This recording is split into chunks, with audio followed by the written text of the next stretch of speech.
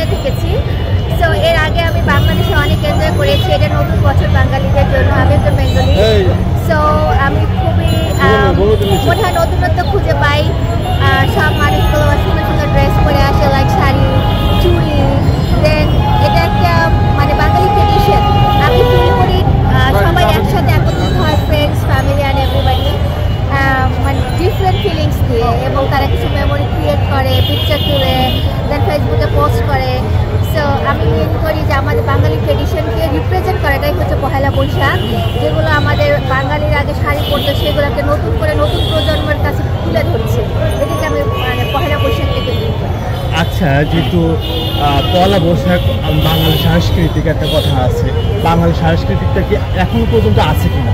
অবশ্যই আছে। আমি বাংলাদেশে দেখছি যে এরা খুব ভালোভাবে উদযাপন করে, এবং কানাডায় বলেন, আমেরিকা বলেন, আমরা এই বাঙালি যে পয়লা বৈশাখটা মানে উদযাপন করার জন্য আমরা অনেক দীর্ঘ সময় ধরে আমরা অপেক্ষা করে থাকি। আমরা শাড়ি ম্যানেজ করি, আমরা বাংলাদেশ থেকে শাড়ি অর্ডার করি। হ্যাঁ, আমরা মানে ডেফিনেটলি আমরা মানে এটার ফিলিংস আসলে ডিফারেন্ট। আমি মনে করি যে এটা খুব ভালোভাবে উদযাপন হয়। আচ্ছা, এই যে সাংস্কৃতিক বলতে কি বছরে কি এই আজকে দিনে যে পয়লা বৈশাখে কি শাড়ি পরে যে ফেসবুকে ছবি আপলোড করতে হবে এটাকে বুঝায়?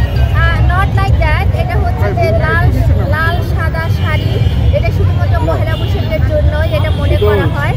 আর অন্যান্য যেমন পহেলা ফাল্গুন, এগুলোতেও যেমন বসন্তে পহেলা ফাল্গুন, বসন্তে, এগুলো হচ্ছে যে ডিফারেন্ট ডিফারেন্ট কালার হচ্ছে পরে। তবে মানে পহেলা বৈশাখ মানেই হচ্ছে লাল সাদা শাড়ি। আচ্ছা, এই যে সাংস্কৃতিকটা আমরা দেখি যে আমাদের যে বা মেয়েদের যে শাড়িগুলো চলা, এটা কি আসলে বর্তমানে আছে কিনা? আমার মনে হয় আগের তুলনায় এখন বেশি বেড়েছে। কারণটা হচ্ছে যে আগে যেমন এত মিডিয়া ছিল না, কে কি করছে, কি কি ট্রেন্ড নিয়ে আসছে, এখন মানে এটা আগের তুলনায় অনেক বেশি হচ্ছে। আগে টোল ফ্যাশন ছিল, বাট এখনকার বর্তমানে মেয়েরা অনেক আপডেট এবং এরা নতুন নতুন ডিজাইনের শাড়ি পরছে। আমি বলবো আগের তুলনায় এখন মাছ বেটার। আচ্ছা, এই সাংস্কৃতিক বলতে আসলে আপনি কি বলছেন? সাংস্কৃতিক বলতে হচ্ছে এক একটা দেশের এক একটা কালচার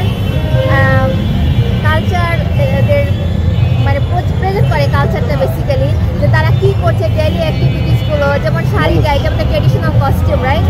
সো যেমন আমার হাত পাখা, তো এই হাত পাখাটা কী করছে, আগে থেকে যেমন ইলেকট্রিসিটি ছিল না, তখন হাত পাখায় মানে তখনটা ইউজ করতো। তো এখন ওই জিনিসটাকে ধরে রাখার জন্য মানে এটাই আমাদের বাংলার ঐতিহ্য, আমি এটাকে সাংস্কৃতিক হিসাবে আমি। আচ্ছা, আজকে দিনে তো মনে করেন যে শাড়ি পরে ঘুরে বেড়ানো, আমরা দেখেছি আজকে দিনে পয়লা বৈশাখে বিভিন্ন পার্কে মেয়েরা বা ছেলেরা বা বিভিন্ন জায়গায় যাচ্ছে, তাদের উদ্দেশ্যে আসলে সেটাকে আসলে সাংস্কৃতিক ভিতর পড়ে কিনা? আমি বলবো যে অবভিয়াসলি সেটা সাংস্কৃতিক মধ্যে পড়ে।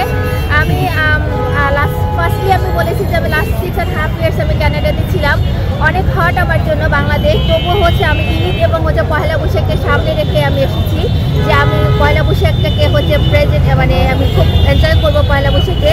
আমি শাড়ি কিনেছি, আমার ফ্রেন্ডের সাথে ঘুরে বেড়াচ্ছি, মানে পয়লা বৈশাখ আমি ফিল করছি। আমি বলবো যে আচ্ছা, আপনি তো একজন বাঙালি মেয়ে, তাই না? আমি প্রশ্ন করছি এটা যে আসলে আজকের দিনে আমরা দেখেছি পার্কের বিভিন্ন ছেলেমেয়েরা ঘুরে বেড়াচ্ছে, আসলে এটা সাংস্কৃতিক ভিতরে পড়ে কিনা? এখন সাংস্কৃতিকের মধ্যে আর সে মানে ছেলেমেয়েরা যারা পার্কে ঘুরে বেড়াচ্ছে, তো তাদের ফিলিংসটা হয়তো ডিফারেন্ট, বাট তারা মনে করছে যে এটা পহেলা বৈশাখ, তাদের ঘোরার জন্য আলাদা একটা স্পেশাল ডে, সেটা হচ্ছে পহেলা বৈশাখ। পয়লা বৈশাখ এটাকে বলে। ইয়েস, ধন্যবাদ।